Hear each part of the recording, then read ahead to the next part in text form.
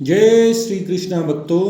श्रीमद् भगवद गीता अध्याय 9 श्लोक 11।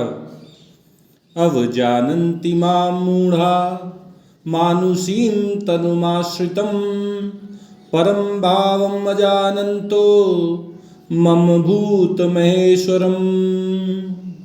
भगवान श्री कृष्ण अर्जुन को समझा रहे हैं कि जो मूढ़ होते हैं, मूर्ख लोग होते हैं, वे मेरे संपूर्ण प्राणियों के महान ईश्वर रूप श्रेष्ठ भाव को, सभी प्राणियों के स्वामी रूपी मुझ परमपिता परमेश्वर को न जानते हुए मुझे मनुष्य शरीर के आश्रित मानते हैं, मुझे भी साधारण मनुष्य की तरह ही समझते हैं और मेरी अवज्ञा करते हैं, मेरी अवहेलना करते हैं।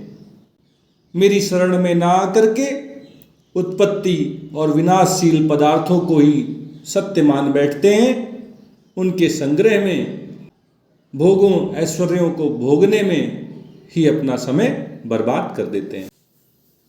भगवान श्री कृष्ण परमात्मा रूप में समस्त प्राणियों में स्थित हैं। वे प्रकृति को भी नियंत्रित करते हैं। उनकी अध्यक्षता में ही प्रकृति सभी प्राणियों को, अखिल ब्रह्मांड को उत्पन्न करती रहती है और संसार में जो भी परिवर्तन हो रहे हैं वो भी प्रकृति के द्वारा उनकी अध्यक्षता में किए जाते हैं। लेकिन फिर भी कुछ लोग भगवान के इस अचिंत्य, इस अलौकिक रूप को नहीं मानते हैं। वे भगवान को भी सामान्य प्राणियों की भांति ही मान बैठते हैं कि जैसे सामान्य मनुष्य अपने शरीर के, अपनी इंद्रियों के, अपने मन के, अपनी बुद्धि के, अपने अहंकार के वश में होकर कार्य करते हैं, ऐसे ही भगवान भी इन सब के अधीन हैं, इन सब के आश्रित हैं।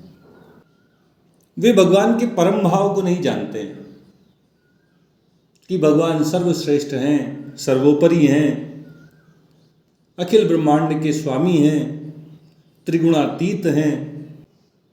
योग माया तो भगवान की ही शक्ति है, वो उन्हें नियंत्रित नहीं करती है। जो प्रकृति के तीनों गुण हैं वो भी भगवान से ही उत्पन्न हुए हैं, वे भगवान को प्रभावित नहीं करते हैं। इस तरह भगवान जो परम नियंता हैं, परम पिता हैं, वे सामान्य मनुष्यों की बात ही नहीं है। वे अचिंत्य गुणों से संपन्न हैं और अति मानवीय अलौकिक लीलाएं करते हैं। वे अपने भक्तों के कल्याण के लिए और दुष्टों के संहार के लिए इस धरा पर प्रकट होते हैं। जब वे जन्म लेते हैं तो भी वो माया के वश में नहीं आते हैं, बल्कि अपनी योग माया को, अपनी प्रकृति को अपने वश में करके वे इस धरा पर मनुष्य रूप में जन्म लेते हैं। लेकिन फिर भी जो मूढ़ हैं, जो मूर्ख हैं, अल्प बुद्धि हैं, उनके लिए क्या कहा जाए।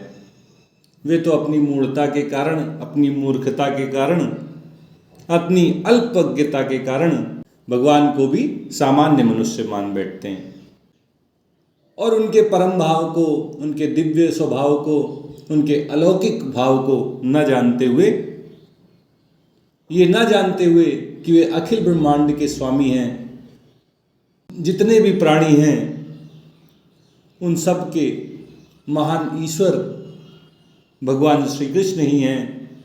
भगवान के विषय में ये सब कुछ न जानने के कारण वे भगवान की भी अवज्ञा कर देते हैं। जैसे कोई गरीब, हमसे कम ताकतवर व्यक्ति हमारे सामने आ जाता है तो हम उसकी ज़्यादा इज्जत नहीं करते हैं।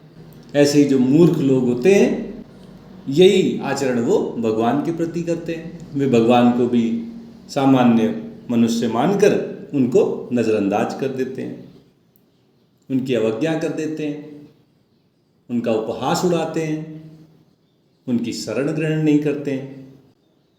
ऐसे भोग बुद्धि वाले, ऐसे संग्रह के भाव वाले जो मूढ़ व्यक्ति होते हैं, वे जो उत्पत्ति विनाशशील पदार्थ हैं, सांसारिक भोग ऐश्वर्य हैं, इन्हीं के चक्कर में पड़े रहते हैं।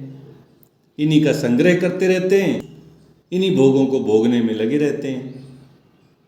वे नहीं जानते हैं कि भगवान की शरण ग्रहण करने से वो सब कुछ प्राप्त हो जाता है जो बहुत परिश्रम करके भी प्राप्त नहीं किया जा सकता है।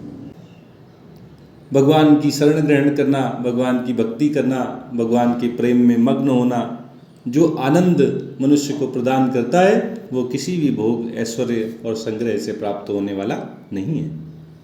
और उनकी आध्यात्मिक प्रगति इस जीवन में संभव नहीं हो पाती है जब तक कि कोई महात्मा, कोई मुनि, कोई ज्ञानी उन पर कृपा न कर दे। अगर भगवान की अहेतुकी कृपा से उन्हें सत्संग का अवसर प्राप्त हो जाए, वे भजन में लग जाएं, वे भक्ति में लग जाएं, वे भगवान के प्रेम में मग्न हो जाएं, तो उनका भी कल्याण हो सकता है। भगवान बड़े कृपालु हैं, वे सब पर अपनी अहेतुकी कृपा करते हैं। अगर मूढ़ से मूढ़ व्यक्ति भी भगवान की शरण में आ जाता है तो वे अपनी अहेतुकी कृपा से उसका भी कल्याण कर देते हैं। ऐसे हमारे भगवान श्री कृष्ण हैं। हम सबको उनकी शरण ग्रहण करनी चाहिए, उनकी भक्ति करनी चाहिए, प्रेम पूर्वक उनकी शरण ग्रहण करनी चाहिए। ओम तत्सत। जय श्री कृष्णा, जय श्री कृष्णा, जय श्री कृष्णा।